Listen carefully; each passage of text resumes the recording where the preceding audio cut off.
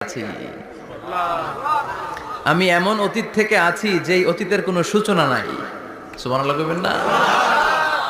আবার আমি সীমাহীন ভবিষ্যৎ পর্যন্ত থাকবো। সুবহানাল্লাহ পড়েন। এমন ভবিষ্যৎ যেটা সীমা নাই, এমন অতীত যেটা শুরু হয় নাই, তিনি হচ্ছেন আল্লাহ। চিল্লায় বলেন তিনি কে?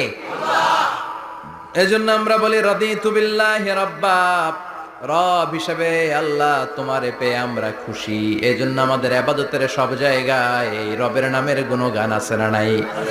আমরা যখন রুকুতে যাই আমরা পড়ি সুবহানা রাব্বিয়াল, আবার যখন আমরা সিজদায় যাই আমরা পড়ি সুবহানা রাব্বিয়াল আ'লা।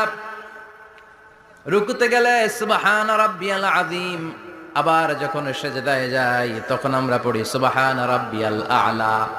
আবার কবরের জীবন যখন আমরা শুরু করে দিব, কবরের প্রথম প্রশ্ন হবে